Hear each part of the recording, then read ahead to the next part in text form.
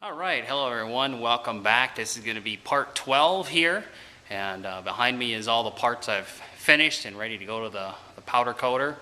You're probably wondering, what are we going to do on here in part 12? Well, we've got a few things lined up.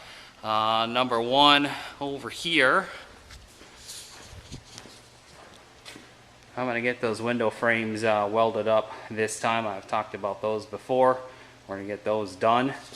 Also over here is the control box stand, and this attaches to the wheelchair here with this system that I developed. This tube slides in there, it locks in, and that way you can easily disconnect the whole control box from the wheelchair. Here is the control box that runs the whole track chair, radio controlled. That mounts up here, and so basically getting the final things finished up on this thing. A couple close-up things here. I've 3D printed a bunch of parts. Put a picture. And the first item here, I had come up with this metal bracketry. See if we can get a little better view of it.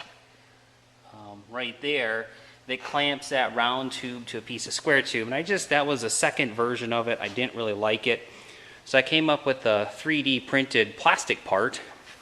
It looks a lot nicer, and I think it functions a lot better. It uses 2 U-bolts, makes a nice interface between the square tube here and the round tube, and then I've got a steel plate here on the back side that clamps it all together. So I've got 2 of those. Here's one of them right there, not installed. Then I also made this bracket here, and I've got a similar bracket on the control panel, and so this switch box here would normally hook up there on the control panel, and these switches allow you to adjust the position of the control box. So we'll kind of zoom back here. It can slide this way, it can go up and down, and it can tilt. So when it's hooked up to the wheelchair, you have optimal adjustability with the flip of a switch. It also runs this gear motor here to make that whole stand go up and down, and that's what allows you to disconnect from it. So when you take the control box off, so you want to do some work on it or just keep that secure, you can take it off of here relatively easy. You need a place for the switch box to go, so I printed this little holster. It just clips on like that, nice and easy. I also printed a cover for this motor that'll cap in those wires.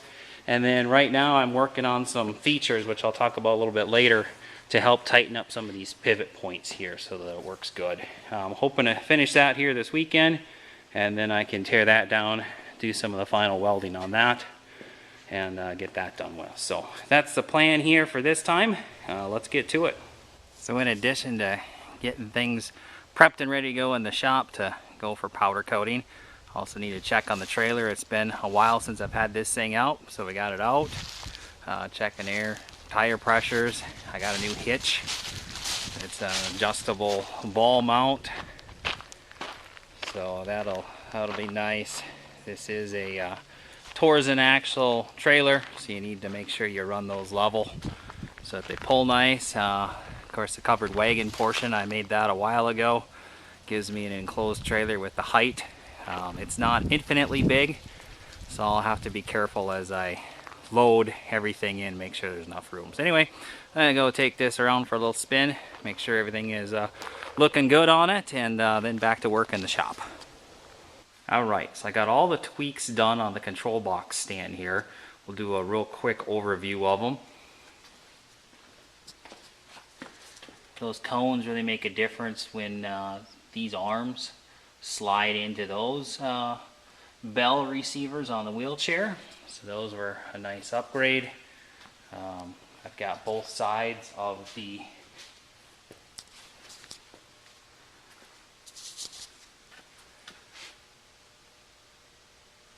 conduit tube arm to the square tube. Those are on. The holster for the switch box is on.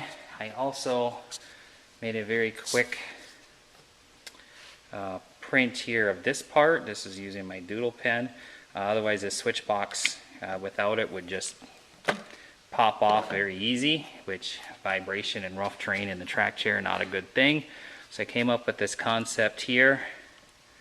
Little arm there that just pivots over, holds it on. Now it can't come off. Real easy to pivot out of the way.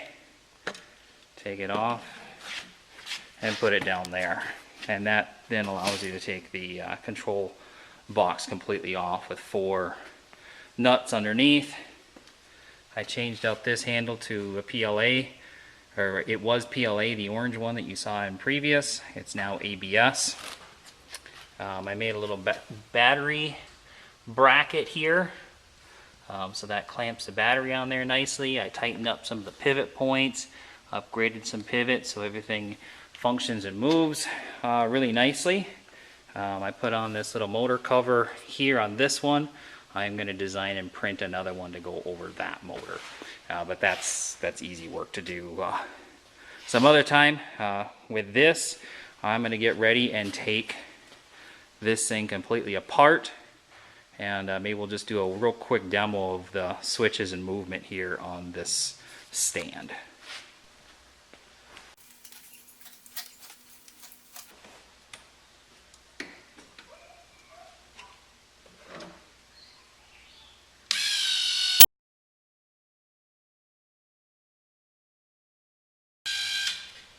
Okay, so that's high enough. You can see this thing will move around freely now. Control box is kind of far away, so these 3 switches up here, I'll get it closer. So this brings it closer to me.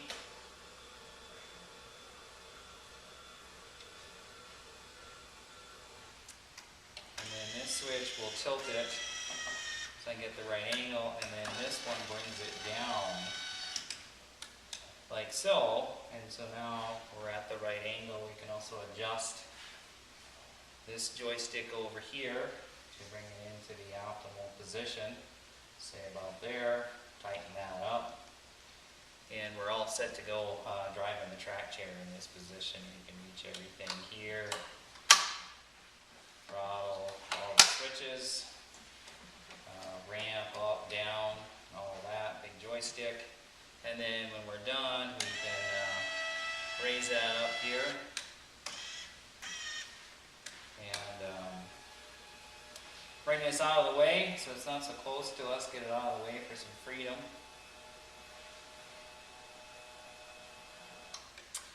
And then we'll run this back down. Once it gets close, we'll release these quick locks here.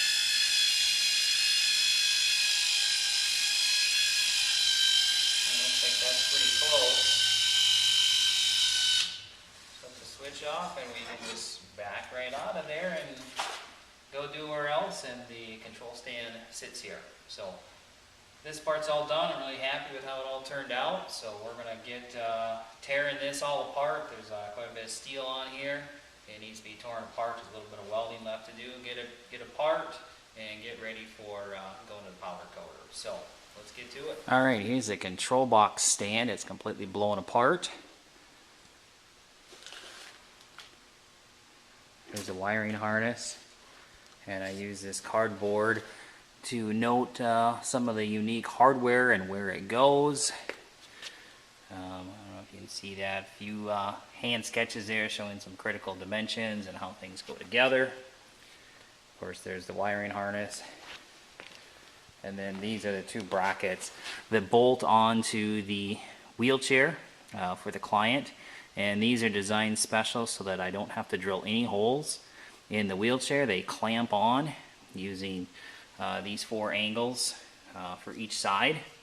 And they just go right onto that wheelchair. I'll show that. Right there on the side of this. So quick and easy to put on. Doesn't require any modifications to the wheelchair, which is nice. So there's a little bit of welding, a little bit of TIG welding on some of these pieces. Not a lot, so we're going to get to that. So wrapping up here, I've got the control box stand parts. All of the metal is welded. There they all are in this box, and I've got everything labeled here. That was another 37 parts. So we add that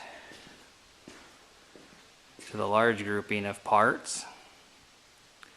And then I did get into working on the window frames, windshield frames. So I got all of the miscellaneous linkage parts torn apart there. And then I've been working on this one. I had made this additional doubled bracket here. And that was because of where the window actuator that presses on right there makes a lot of force. And so I did that on one side, and that worked quite nicely. Working on doing that on the other side. And so getting second piece of curved steel to fit around there and make sure that the window frame fits accurate on the machine so it doesn't hit here or there is a bit time consuming, and I'm out of time for this weekend. So we'll resume with that the next time we're up here. I don't want to rush something like that where fit is critical. So we'll button up those and then get into some of these sheet metal parts here.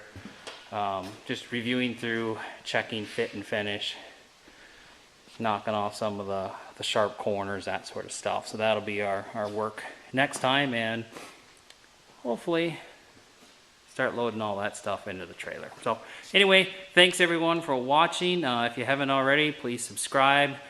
Please give me a like, that really helps me. And if you have any questions, send me a message.